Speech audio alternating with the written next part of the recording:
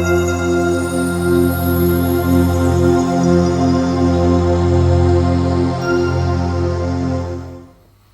guys, Tom Hibbert from Winning Performance, and these are the top 5 questions from May. I had my staff and my wife pick out the winners because the top 5 questions, if your name appears on the side of the video, you win a free t-shirt. So I'll get that sent to you. If you haven't received a message from me, message me back. I just need to know your sizes. Okay, question 1. Dad life means only training 3 times a week. So what split would I do?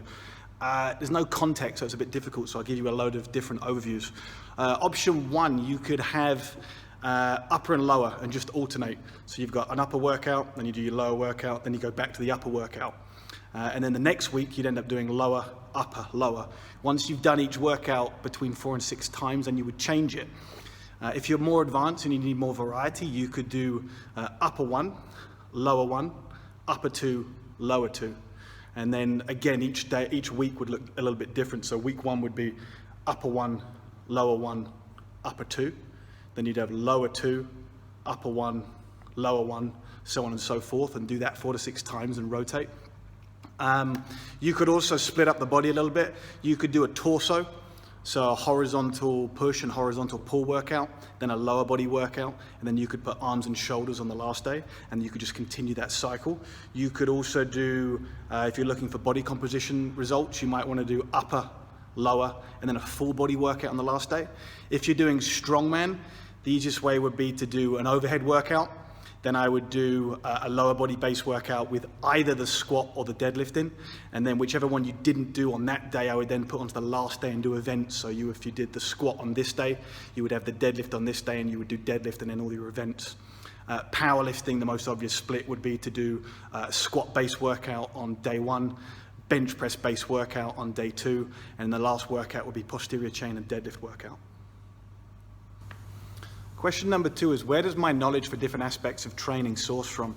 So a lot of my knowledge stemmed from Charles Poliquin and all his teachings. Why? Because that's where I started out in the industry. When I started out, you were either learning from Charles Poliquin or Paul Chek. You had one of 2 routes, and I'm very, very glad I chose Charles. I love the way he has systemized processes for different things, and it's a very methodical way of thinking which I can relate to, and I also use with my clients. So if you want the best of the best with regards to improving athletic performance, you can look no further than Charles Poliquin or the Strength Sensei as he's known. From then I kind of branched out and I went and looked at people for maximal strength, because I was in the sport of strongman, or I am in the sport of strongman, so I needed to learn how to get people really strong. So that pointed me towards Louis Simmons and some of the methods and all of his writing. I also looked at stuff by Boris Shako. So if I could look at pinpointing 3 people that my methods are most like, it's an amalgamation of the stuff by Charles, the stuff by Louis, and the stuff by Boris, or at least some of their principles and intertwined. I use the Bruce Lee maxim: absorb what is useful, reject what is not. So a lot of the stuff comes from those 3 guys. I've also learned a hell of a lot of Dr. Peter Lundgren for rehabilitation. I think his stuff with regard to corrective exercise is absolutely brilliant. He's good because he understands training as well. He used to compete in powerlifting, so he's not just a rehab therapist. He's not just a chiropractor. He's way, way, way more than that. For bodybuilding style stuff, again, I learned a lot of stuff from Charles. But more recently, I would look and I would turn to someone like John Meadows, who's got a wealth of knowledge and great content out on the internet. Question number 3, what do you think the trend will be in strength training in 5 years' time? This was actually voted by each of my staff members and wife as a top question. So this was a very popular question. Firstly, nothing's new. Everything just comes around in cycles. For instance, weightlifting was popular way back, and then it was brought back into popularity due to CrossFit. So nothing's ever new. It's just rehashed.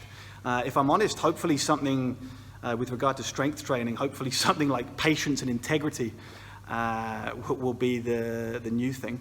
Instead of 8 to 12 week fixes, stealing certain senseis' intellectual property and Instagram lifting.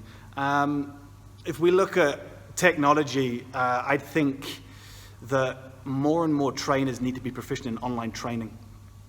That being said, it takes a while to become good at it. I would say that you need to do between 5 and 8 years of actually training clients hands-on before you can actually be a good online trainer. I don't think it's something you can drop straight into.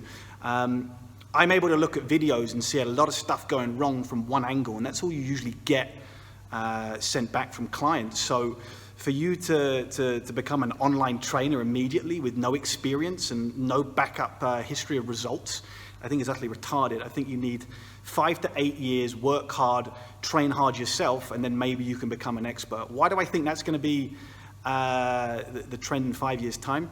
Because everything goes online. You can sort out and find experts and use them online from a distance. You don't have to go them. For instance, I'm training the Swedish javelin female record holder at the moment, and I'm doing everything via satellite training online. So I think more and more things will go online, including training of clients. Question 4, is it better to train at competition weight or cut down before competition? As with every single answer in the fitness industry, it depends. So if you're just starting out, I would highly recommend you avoid cutting down at all. Just compete. Find a competition that you can do. So if you're in strongman, find a competition where it's novice and you can do the weights. If you're in powerlifting, just go into a competition regardless of your weight category and just get 9 lifts and do that maybe every 3 months for a year. After that, you can kind of see where you're at. People are trying to enter into comps and win from the get-go. It just doesn't happen. No one comes into a sport and is number one from the get-go. So if you're a young training age, don't worry about weight categories. Compete up a weight category. When I first started competing in strongman, I competed in 105 comps. I competed in an open comp, which I actually won. So I don't think you need to cut down when you're in the first year. Once you've got a weight category you're set on, then absolutely you should be looking to cut weight. I wrote an article on this. When it comes down to it, when you're in a weight category, you want to maximize the amount of muscle mass you can have, which means you have to be leaner. After that, it's going to be dependent on the time of the weigh-in. If you have a 24-hour weigh-in, you can cut and drop a lot more weight. It's much safer to do that. You won't have issues with rehydration and cramping up during the comp and then your performance diminishing because of that. If it's a 4-hour weigh-in or something less, then you want to be a lot closer. So it all depends on your training age and then the type of weigh-in. Is it a 4-hour weigh-in or is it a 24-hour weigh-in? Question 5, what should I do to improve speed over 5 yards? Well, your first 2 indicators are the strength of your lower back, but also maximal strength. I'll always remember Charles Poliquin saying if he lined up every single track and field athlete on one start line and then had a race to 5, maybe 10 yards, he'd say the strongest people, being the hammer throwers and the shot putters, will be the first to 5 yards, even quicker than the Olympic sprinters, the 100-meter sprinters. Okay, so maximal strength is a big predictor. So how do you improve speed over 5 yards? See where your deadlift is, maybe your power clean, your squats, supinated chin up, incline biochromo press or flat biochromo. Look at all your predictor lifts, see where the weakest one is, and raise it. So the stronger you are, the quicker you're going to move over 5 yards. Lower back has a radiation effect, which I wrote about in a recent article I just posted. The Anaconda Protocol. So having a strong lower back is also going to be a massive predictor for being able to move quickly over 0 to 5 meters. So you want to get strong in things, again, like the deadlift, the Olympic lifts, but also don't neglect your back extensions, your posterior chain movements. People tend to forget about the compression versus traction element. You want to get back extensions into your routine. They can be done every day. They don't have to be done to a huge intensity, but you can do between 3 and 5 sets every day on a different strength curve and still progress. Worst case, if you're doing them once a week or once every 5 days, make sure you're changing the strength curve, not as often as possible, but say every 2 to 3 weeks. Other lifts that I like to help with 0 to 5 meters, things like assistance work like the windmill and different sled drags can be great tools with improving this quality.